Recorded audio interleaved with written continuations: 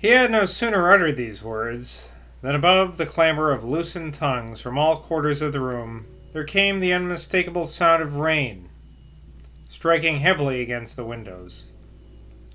Mother Legge struggled to her feet in a moment. "Toosie, Toosie!" she called out in her most deep-throated tones. The door-opener of my other house came hurrying in from where he was superintending the tea-drinkers. "Run upstairs and shut the windows of the nursery, Toosies. I left them wide open." Mr. Evans and John and Barter and Dave, along with Nell and Percy, were the only persons present who heard the word nursery with surprise. Everyone else knew that it was Mrs. Legge's humor to call her own private little sitting room upstairs by the family familiar name. The big lady herself now walked to the black curtains and pulled them aside. She pulled also aside a pair of gigantic muslin curtains, yellowish from age, which had been there as long as she had, which had, indeed, been her very first purchase after she leased the house from old Miss Kitty Camel. "For," said she, "I can't abide overlookers." Then she looked forth into the night. Many heads were turned towards her as she stood there, with her broad black back to them all. And all there came into the mind of John, who kept his eyes on her as he went across to Mad Bet, a queer feeling, as if this whole great room, under those glittering suspended lights, were a real nursery, and he and all the rest of the company frightened children at a disturbed party, with something more menacing than ordinary rain beating out there at the window.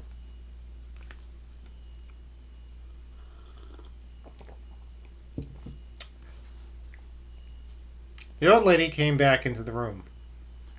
"Well, it's been coming all day," she said, "and now it's come. It's a good thing it's waited till now for the holiday." John thought to himself, how often must those words, "for the holiday," have been uttered in Glastonbury houses by comfortable people gathered in snug interiors, people whose whole life was one long holiday. She had come back to her children now, that old black-backed mother goose, and her soothing words for the holiday went about the room like an eider-down coverlet endowed with soft wings, whispering to everybody, "Your frightened soul can tusk itself in bed again, little one. Mother has sent away that something, so much better, more terrifying than the rain that was coming after you." Yeah. The fantastic notion now entered John's shameless head that the rich old procuress, who had arranged so long for the unlawful pleasures of Glastonbury, had in her very truth been a kind of mystical mother, like one of the mothers in Faust, in driving away fear. There were other queer sons of chaos than Mrs. Orphage, and no escape from cosmic isolation was more complete than that to which young Toosie held the candle. Mother Legge went out now, doubtless to reassure her guest in the other room, and to the accompaniment of what was now torrents of lashing rain, the general conversation went on. The men of the party, and even some of the women, began drinking again now. Young Toosie brought in a colossal silver bowl and placed it on the mahogany table. This turned out to be a much stronger concoction of Bridgewater punch than the previous jugs had contained. A very curious incident occurred at this point in the evening's happenings. At the departure of Mrs. Legge, followed by the appearance of this great silver bowl, a general movement had occurred among the guests. Some of the people in the room left it, others entered it, and many changed their seats, their companions, their mood. Mr. Evans was indeed, for instance, vacated his chair by the old lady's now empty seat, and moved hurriedly into the group gathered around the table.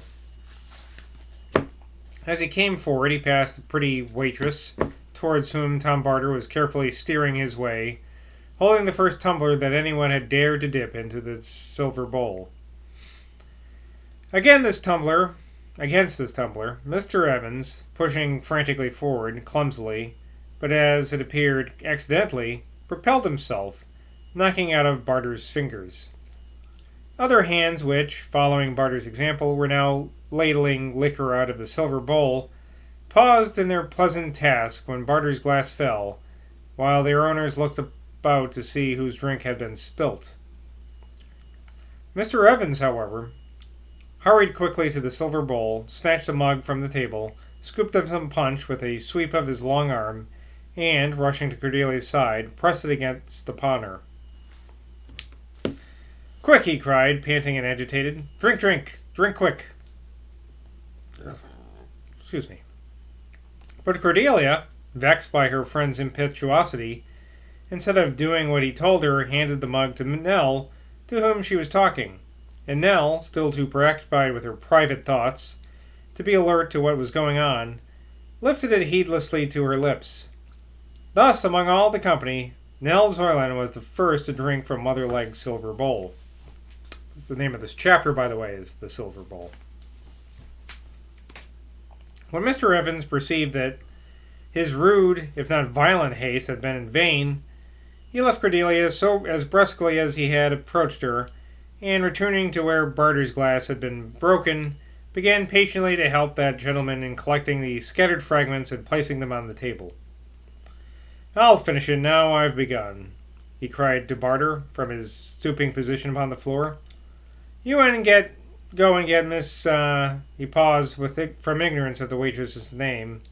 "Another one. I'm sorry I did it." Barter gave the Walshman's bent back one of his most vindictive scowls. But he went off to do what the man had bidden him. Blackie, who had been observing the scene from the beginning with her wide gray eyes, now turned to Persephone Spear, who alone among those people had been talking to her. "Be that Mrs. Zoylan from the Sedgemoor way?" she murmured softly. Percy smiled, lifting her dark eyebrows. "Yes, that's Nell. She's my husband's sister." "She was the first to drink," rejoined the other, still in a timid whisper.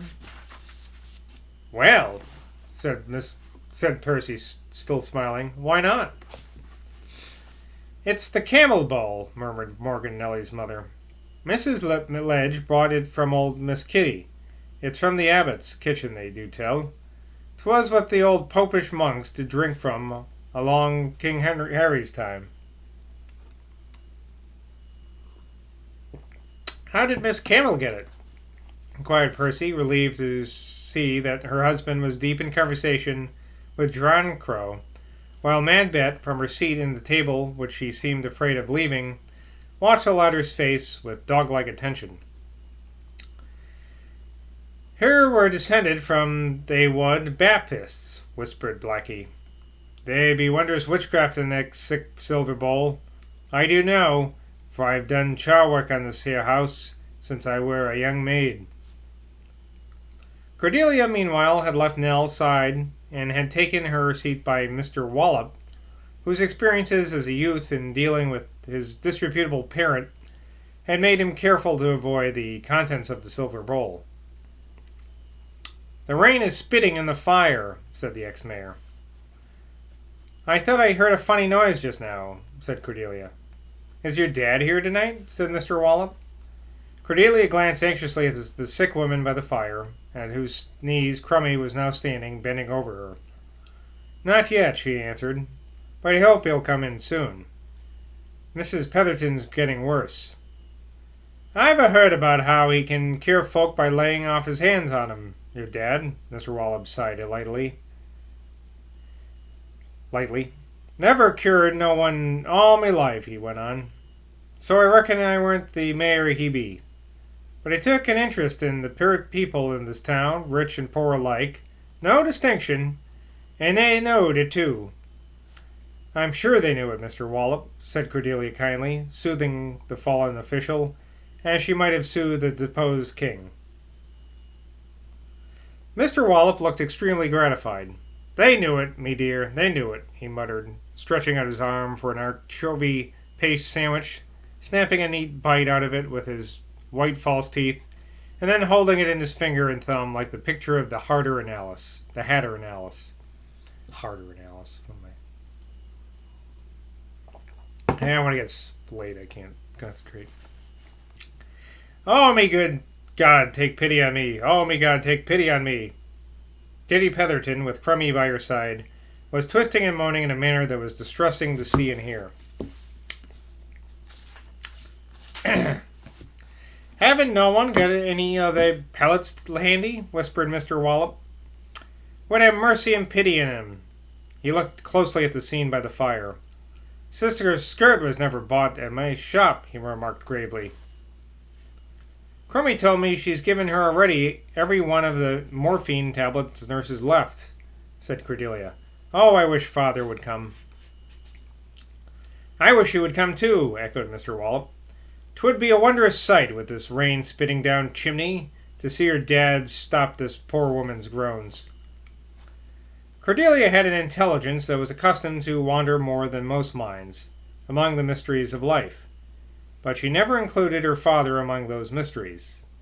For some reason, she took her father for granted on the lowest possible level. It seemed in some way quite an ordinary thing that when her father stopped Mrs. Petherton's cancer from hurting. Though when Mr. Evans had done it, it would have seemed wonderful. Barter and the waitress were all this time growing steadily more affectionate and confidential. He had got her to himself at a little table now at the side of the room, opposite the windows, under the portrait of the 17th century recorder, who was the nephew of John Locke.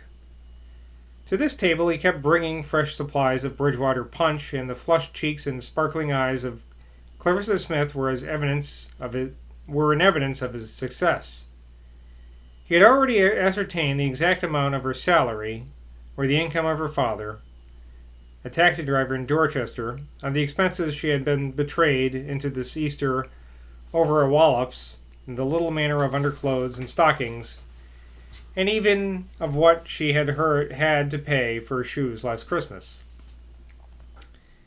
He had now reached the stage, his second stage in the process of seduction, of telling her fortune by the lines in her warm palm. It was becoming clear that poor Tossie Stickles, now under the ecclesiastical and domestic protection, need not have worried about her gentleman's lack of feminine support. With Tossie's rendered hors du combat, it had become the turn of Clarissa, a new girl with a new world to Mr. Barter and his sluggish East Anglican senses, stirred in their fen-peat depths, like great crocodiles heaving up out of sun-baked mud to meet this new world. The fact that novelty was so resistible to him in these matters was a proof of something essentially stupid in his nature. It is one of the psychological mistakes that the world makes to assume that a man whose inclination drives him on to attempt seduction after seduction is a man of more ardent erotic passion than the more constant lover. The very reverse is the case. The most absorbing and distracting, the most delicately satisfying of all lovers for a girl are neither the thick-witted novelty hunters nor the sour Puritans. They are the vicious monogamists.